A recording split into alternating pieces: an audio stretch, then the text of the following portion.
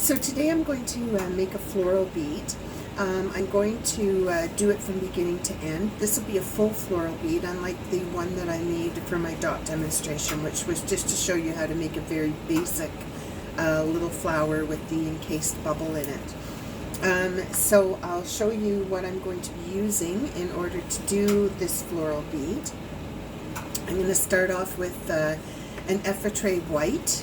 I'm going to lay down a barrel of effetre white, and then I'm going to encase that with an effetre cobalt. I find the floral beads are most effective when the background tends to be dark. It gives you such a lovely effect. So cobalt is one of my favorite backgrounds for florals. Then what I'm going to do is I'm going to rake a little bit of double helix arc onto that cobalt, and we're going to reduce it and encase it, and then we're going to add our florals to it. I'm going to encase it initially. The initial encasement I'm going to do with a super clear, effetre super clear, but when it comes to encasing the entire bead itself, I'll be using double helix zephyr. Zephyr is my favorite for my florals. I save it only for my florals because it's quite an expensive clear glass, but it's so superior and it gives you such a beautiful lens, especially when you're spending all the time on the floral beads that you spend. I've got my little poke tool here to make my centers of my flowers, and I have all of my stringers pulled and ready to go. For my stringer, I'm going to be starting with the white, like we talked about when I did the floral demonstration. My next color that I'm going to be using for the base color of my beads, I love this glass. This is Reichenbach. It's called Ocean. I don't know if you can see it. Oh yeah, you can. Look at the sparkle in it. So I pull stringers of this and I use it as the initial color in my petals, and it's just stunning. I just love it. I got this glass from Color Fusion. Highly recommend them. They're a great company, and they have beautiful Reichenbach glass. Then I'll be using, the next color I'll be going down to is to a light aquamarine. And then the center of the flower will be a little tiny touch of the cobalt. Okay, so let's get started. So the first thing I'm going to do is I'm going to lay down a very thin barrel of white. The reason why I'm doing this is because if you don't have the white down first, the cobalt tends to get quite lost, and the white helps to highlight what a beautiful color it is. The cobalt sitting on the white, you get the true color of it. So I'm going to lay down a small thin barrel of the effetre white. I know in past tools of the trade I've talked about the fact that I always use my torch marver. I use my torch marver for every single bead I make. I don't know what I'd do without it. So what I'm doing is I'm just going into the center of the, going into the 90-degree angle of the torch marver, and I am smoothing out my footprint so that it sits on the bead. Also too, as I've said before, using this torch marver and doing this to my initial footprint, I always get lovely puckered ends. And that's one of the things that you really want with a successful bead, is to have a nice puckered end. Okay. My suggestion to you when you're working on your florals, and I know I've said this in other tools of the trade posts, is that your initial footprint is going to be one of your big keys to success. If you don't take the time to have a nice initial footprint,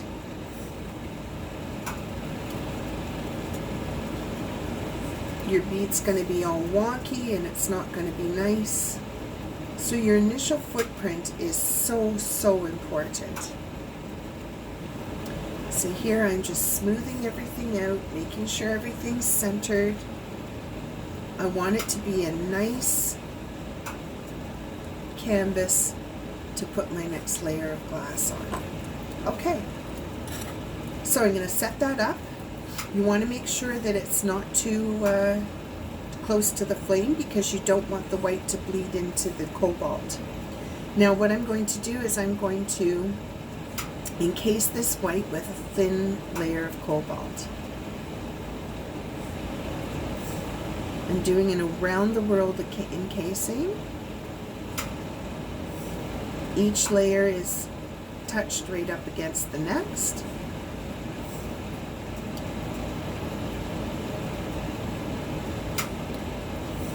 Push into the bead. Again, lots of different methods of encasing. Find the one that works best for you.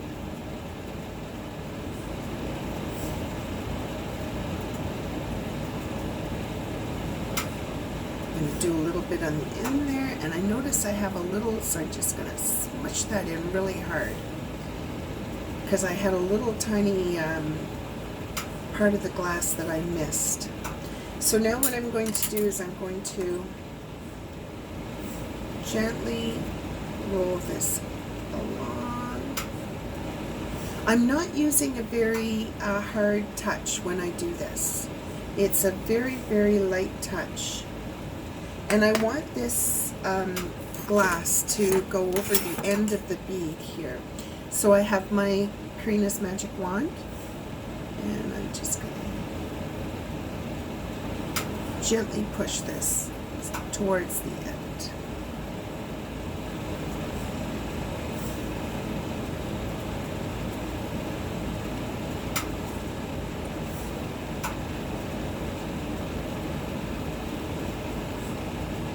And I may need a little bit of glass here to sort of even it out because it's not quite even at the end. Like I say, it's so important to take your time with the base part of the bead. It should be, it's your canvas, so if your base bead isn't nice, it isn't even, and your canvas isn't going to be nice to lay your flowers on. You take a lot of time making these beads, so you want to be sure that they're beautiful from start to finish. I won't start laying the flowers on this bead until I'm 100% happy with what the base looks like.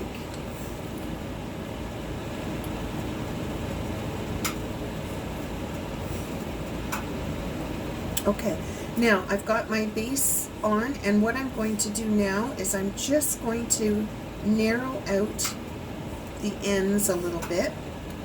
It'll be fatter in the center and narrower at the ends.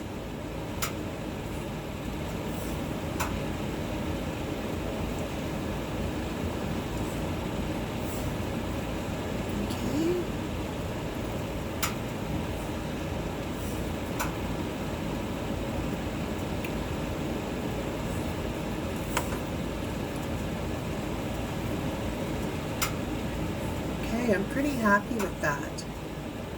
Let the color go out of it.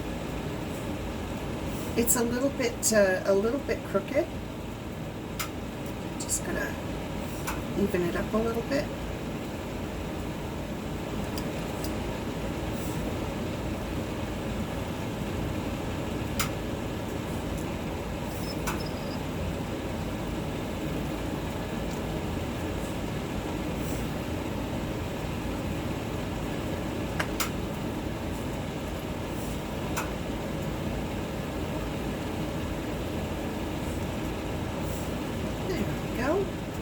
Okay, so now the next step is I'm going to put some of the stubble helix arc on here, and I'm going to just bring it down in a spiral and then rake it.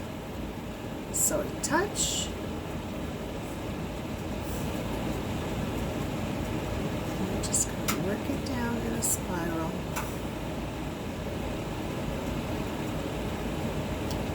don't have to worry about being too incredibly neat with this. Touch on either end. Okay. Melt it in. Turn down the heat a little bit.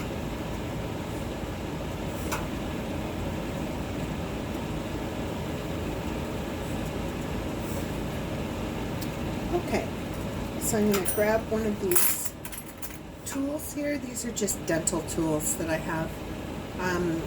If you're in Ottawa, I bought them at Princess Auto. They get scorched quite a bit, so they have to be replaced pretty often because they don't withstand the heat too greatly. Okay, so I've got that in and it's nice and juicy, and what I'm going to do now is I'm just going to rake down, rake up in my water. Rake down, rake up in my water. I'm cooling the tool off so that the glass doesn't stick to the tool. And rake up. Okay, and I'm happy with that. Now you'll notice that it's lost some of its definition again, so it's not the right shape. So I'm going to put the right shape back into it again before we make the magic happen.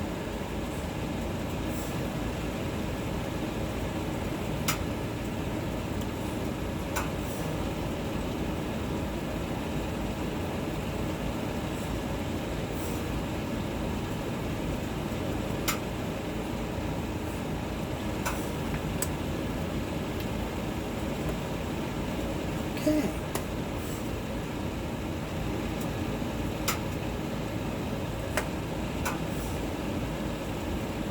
Okay, here we go. Just turn this down. There we go. Okay. Got a nice pointed end. Waft it into the flame. Gently put it into the flame, turning as I go.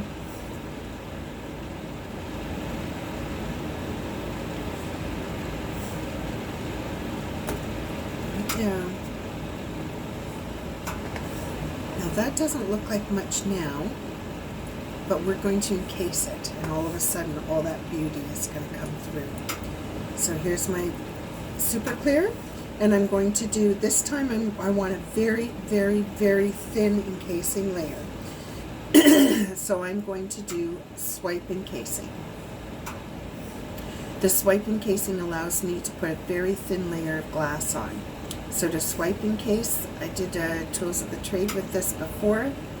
Down, push and down. Push and down.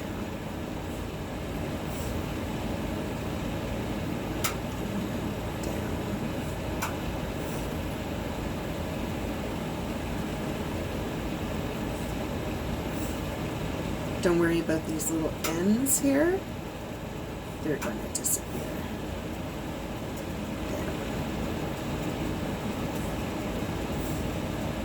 Push and down. And the final one, I have a little push and down. Okay.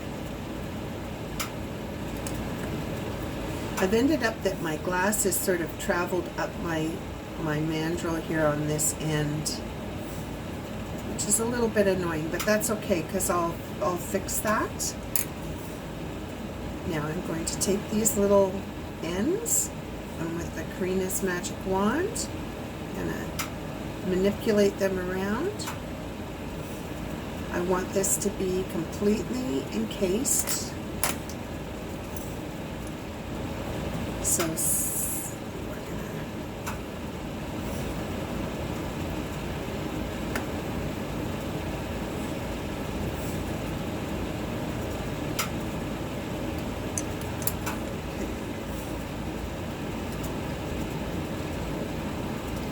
going to put this back to the shape that it was in. Remember when we had it, it was thinner at one end, thinner at the other end, and a little fatter in the center.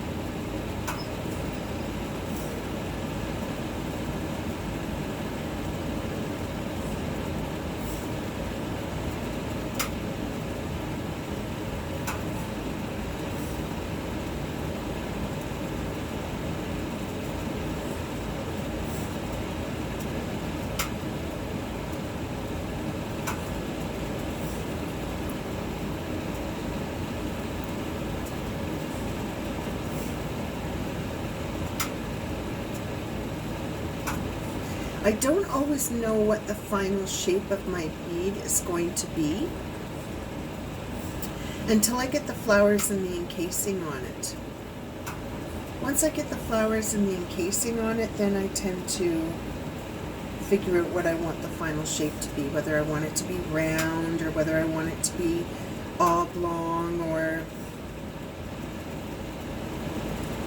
sometimes I intend to have it a certain shape and that's the shape it stays, and sometimes once I put the flowers on I have a totally different idea.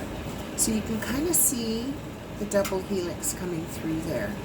This will be a beautiful background, a beautiful sort of shiny background to the flowers. And the colors in this double helix have decided what colors I'm going to make my flowers. There's some green, blue, turquoise. So that's why I had decided that my flowers would be the blue, the turquoise, and the cobalt. Okay, let's start putting the flowers on. So remember what we said about the flowers, that they're a series of 3 dots.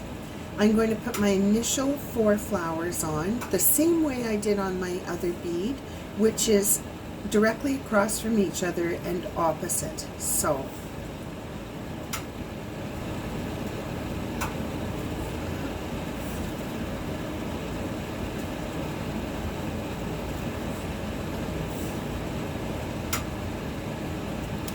this is a bigger bead, so I don't need to worry about putting my initial 4 dots on.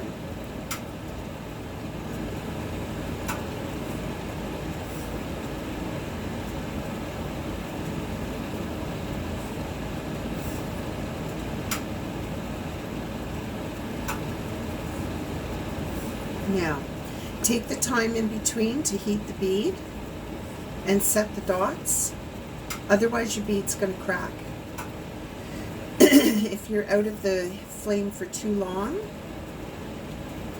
the bead is large enough that it's going to crack. Okay, so I'm going to put my other flowers in the opposite direction. So this is down, up, up. I'm going to now do down and up. So down, down, up.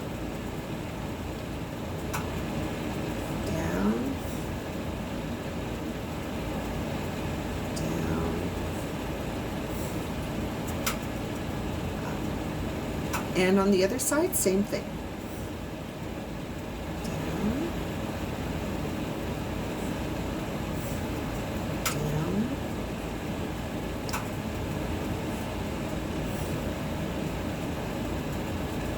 Okay.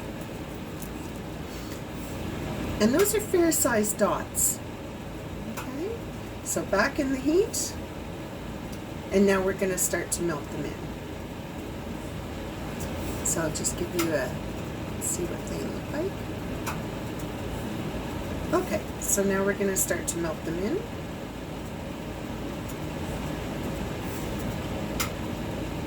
Same as I had said when we made the small floral bead, take your time. Slow and steady. Don't rush it. Make sure you heat all the beads. All the dots. Try not to get hot spots.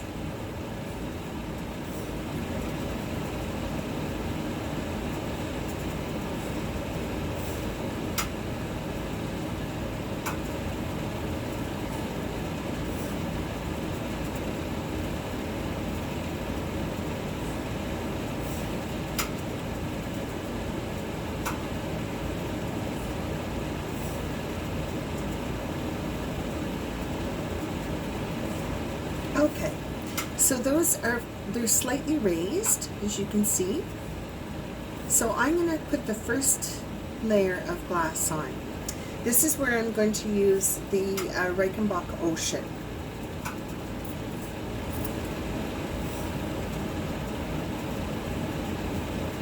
So I'm going to put a fair amount of glass on this, and it's going to go on the center of each bead.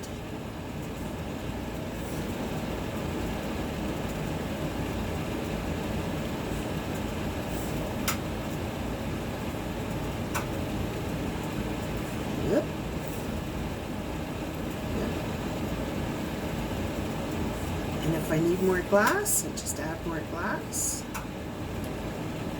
Okay. You can use a full rod as well. A lot of people for their dots do use full rods. I just find I have a lot more control with stringer.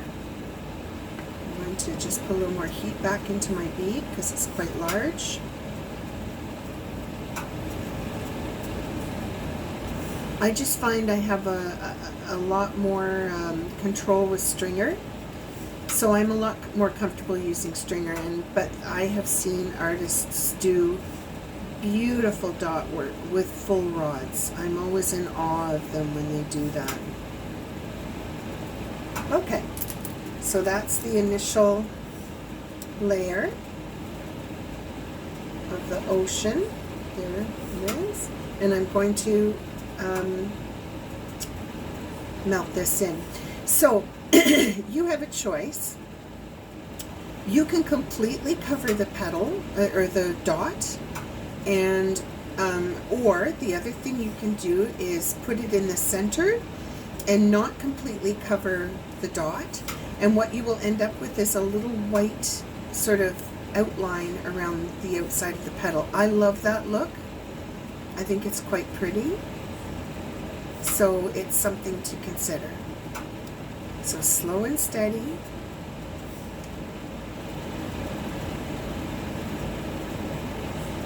And I'm slowly heating this in.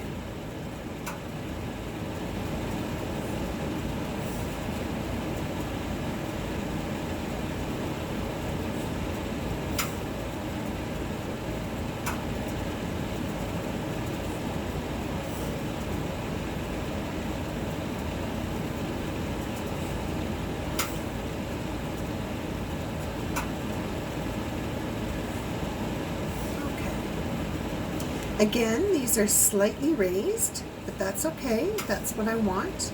Now I'm going to add my next color. This is where we're adding into adding the light aqua. So this is where I'm touching the glass here, and you see how I have that little white line outside of each. I like that. I want that. I like the graduation of it. It sort of defines it as the edge of the petal and highlights it almost. So now I'm going to put the aqua, and the aqua goes in towards the center of each of the bead, of each of the dots. This is from when we did this last time on the demonstration floral dot bead. So you see how it's going into the center. So I'm going to do that on each one of the flowers.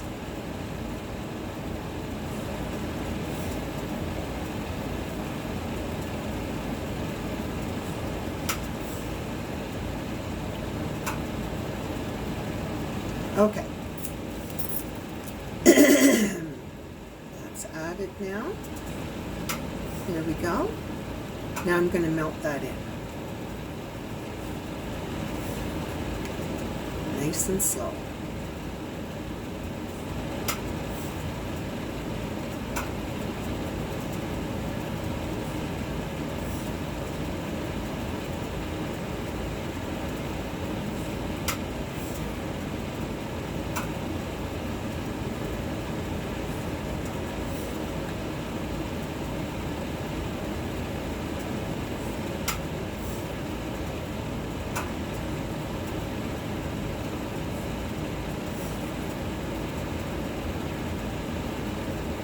You'll notice that some of the dots are starting to join. That's okay. When you plunge it, that'll look after itself. Okay, so again, it's still slightly raised. I'm getting more of a profile on my bead now because of all the glass that I'm adding.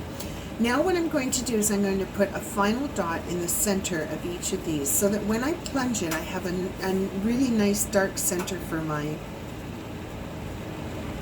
my bubble. So it goes into the center of each of the flowers. Again, see, it's all dots. That's all it is.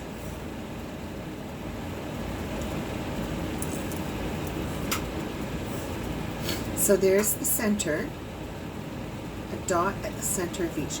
Now what I'm going to do is I'm going to superheat each of these areas. When I superheat them, this dot will then just meld down in with the others.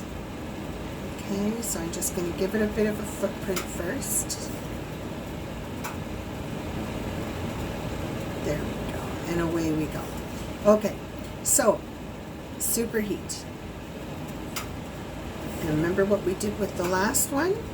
We let the color come back into the bead again, and then press it into the center. Superheat. Let the color come back into the bead again. Press it in the center. Again. Color come back in. I like to put my mandrel down on the torch like this. It gives me stability for when I'm poking, and the bead doesn't slip all over the place. I used to try and do it in midair, and it was a disaster. So if I have it pointing down like this, I can always get a nice steady poke. Okay, so let's a little bit of glass here. There we go. Okay, so let's take a look at this. So do you see what's happened? It's gradually, the glass is gradually going from light to dark as you go into the center of the bead, of each flower rather.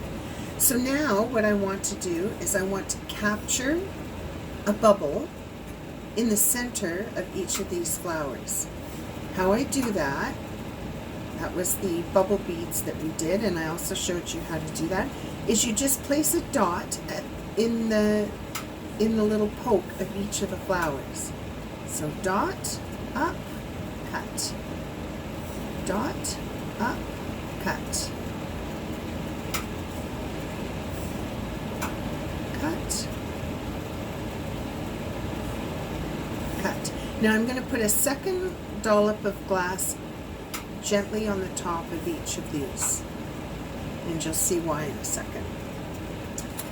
I'm all finished now with the super clear. Now I'm going to move to the double helix zephyr, because I'm going to start encasing this bead. So the first thing I want to do is I want to make sure that I have good heat control. You don't want this bead to be soupy that's underneath. If it is, it's going to be a disaster. Okay. My first thing that I'm going to do is I'm going to touch this double helix zephyr down on top of each of these petals around the bubble. So I touch down and pull up, touch down and pull up. I mean, essentially I'm just with a touch encasing each of the petals. Very gentle. Be sure that you don't introduce too much heat to your bead below, or your petals will distort. So I'm going around each flower, around the bubble, and encasing the petals. Okay, move to the next one.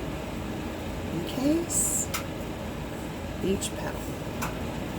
You may need a couple of touches to get the petals. This is quite a large bead, quite a large floral bead. Okay, let's move to the final one. Touch. So I'm just going around the outside of the bead and making sure that all the petals are encased in glass. Okay, so that looks rather lumpy right now. So what I'm going to do now is I'm going to go in and I'm going to add dollops of glass around the top.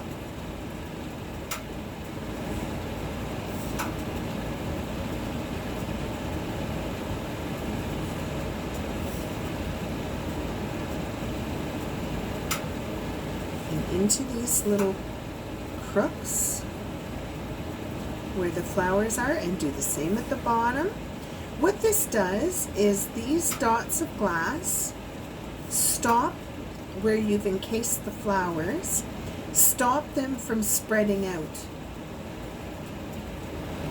Otherwise, if I were to just leave those petals encased and melt the glass, the top layer of clear would start to spread out on the bead, and it would carry the petals with it.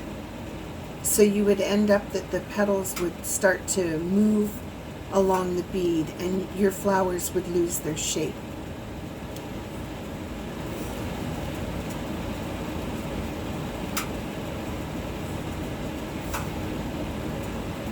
Okay. So this is dot encasing. This is the type of encasing I always do. Sometimes for beginners, this type of encasing can be a little bit intimidating, and I'll show you why.